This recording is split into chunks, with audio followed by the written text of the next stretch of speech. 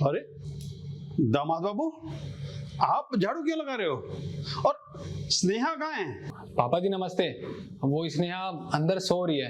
पापा घर के मुझे सारे काम करने पड़ते हैं तो इसलिए मैं कर रहा हूँ। अरे जीजा जी, आप ये कैसी बात कर रहे हो? आप ना झूठ बोल रहे हो।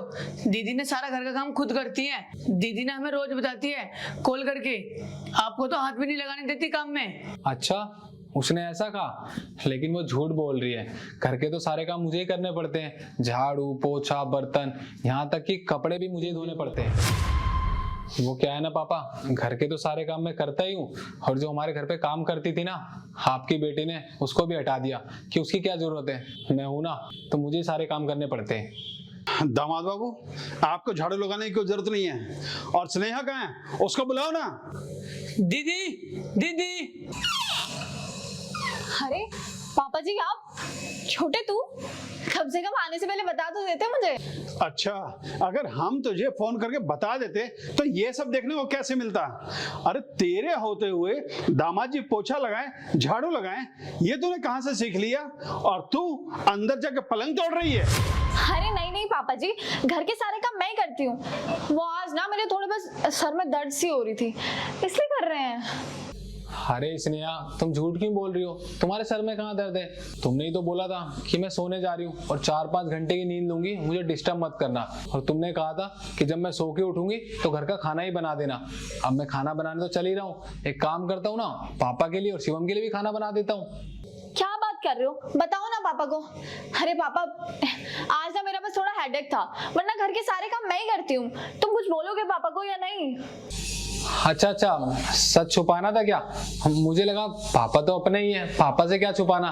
जैसे मेरे पापा हैं वैसे ही तुम्हारे पापा हैं। अच्छा ठीक है पापा, मैंने अभी तक जो कुछ भी बोला ना वो सब झूठ था। सारे काम तो घर के स्नेहा ही करती है। पापा, वो स्नेहा के सर में दर्द है ना, बस इसलिए मैं घर का काम कर रहा हूँ। वैसे तो सारा घर का काम यही करती है। पापा प्लीज आप इसको गलत मत समझना। अच्छा, क्या कह रहे हैं दामाद जी कि घर का सारा काम ये करते हैं? झाड़ू पोछा बर्तन और यहाँ तक कि कपड़े धोना, और तो और बाथरूम तक साफ करना। और तू सारा दिन क्या करती है? तो बैठ कर घर में आराम करती है। अरे मैंने तेरे को यही संस्कार दिए थे क्या, बदतमीज लड़की? अरे नहीं नहीं पापा जी, आपको पता तो है मैं घर के सारे काम कर लेती हूँ। और आप बताओ, जब मुझे सारे काम आते ही हैं तो मैं इनसे काम क्यों कराऊंगी? वाह दीदी, आपसे ये उम्मीद नहीं थी। आप घर पे तो सारा काम करते थे और मुझे भी सिखाते थे कि छोटे घर का सारा काम करना चाहिए, और यहाँ पे आप जीजा जी से काम करा रहे हो। अरे नहीं नहीं शिवम, तेरे जीजू ना पागल हो गए, इन्हें घर का काम करना पड़ रहा है ना तब, वरना तुझे पता तो है सारे काम मैं करती ही हूँ। देखो पापा, अगर मेरी धर्मपत्नी इतना बड़ा मेरे पे इल्जाम लगा रही है तो मुझे इसकी बात माननी पड़ेगी, क्योंकि पापा इस घर में ये और मैं रहते हैं। पापा, जो हमारे घर में नौकरानी थी उसको तो इसने निकाल ही दिया, और मुझे इसने धमकी दी है अगर मैं घर के सारे काम नहीं करूंगा, इसका कहना नहीं मानूंगा, तो ये मेरे पे दहेज का केस लगा देगी। क्या मतलब दामाद जी को और उनके माता पिता को तूने धमकाया और उनको धमकी देती है कि उन पर केस लगाएगी? अरे तेरा दिमाग सटक गया है क्या? अरे दामाद बाबू, आप टेंशन मत लीजिए, अब मैं आ गया हूं ना, अब मैं इसकी अकल ठिकाने लगाता हूं।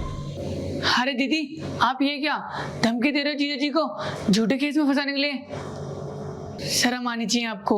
और आपने इनके मम्मी पापा को घर से बाहर निकाल दिया। देखो पापा, जैसा भी आप सोच रहे हो ना, आप गलत सोच रहे हो। और प्रेम का और मेरा हमारा पर्सनल मैटर है, और वैसे भी मेरे फैमिली मैटर में आप नहीं पढ़ो ना तो ठीक रहेगा। अरे चुप कर बेशरम लड़की, क्या कह रही है? ये तेरा घर का मैटर है? अगर ये तेरा घर का मैटर होता ना तो अपने सास ससुर को घर से बाहर नहीं निकालती। तू एक बात अच्छे से जान ले कि बेटी का असली घर ससुराल होता है। शुक्र मना कि मैंने तेरे को पाल पोस कर बड़ा तो कर दिया, लेकिन तेरे को अच्छा परिवार ढूंढ कर दिया, तेरे अच्छे परिवार में शादी करवाई। अरे वो तो इतने शरीफ हैं कि जिंदगी भर तेरी केयर करते, लेकिन तूने उन्हें ही घर से बाहर निकाल दिया और दामाद जी को घर का नौकर बना दिया। अरे भगवान ने मेरे साथ बहुत गलत किया कि तुझ जैसी लड़की दी है मुझे। अरे तू जन्म होते मर जाती ना तो कम से कम मुझे तसल्ली तो रहती कि मेरी बेटी मर गई थी, लेकिन आज मुझे ये दिन तो नहीं देखना पड़ता तेरी वजह से। अरे तुझे तो अपनी बेटी कहते हुए भी मुझे शर्म आती है। मैं दामाद जी से कैसे अपनी नजरें मिलाऊं। दामाद जी, मुझे माफ कर दीजिए।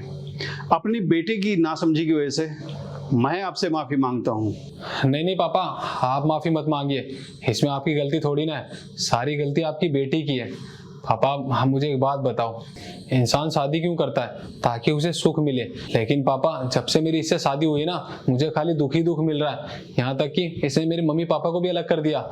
हाँ पापा, आप ही मुझे बताइए इसके साथ रह के मैं क्या करूं? पापा देखो, मैं बोलना तो नहीं चाहता, लेकिन मैं आपकी लड़की के साथ अब बिल्कुल भी नहीं रह सकता। आप प्लीज पापा इसको यहाँ से ले जाओ।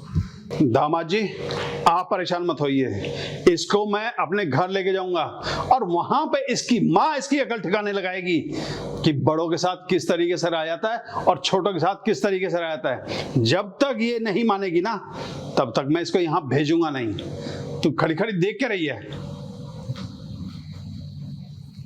चल मेरे साथ।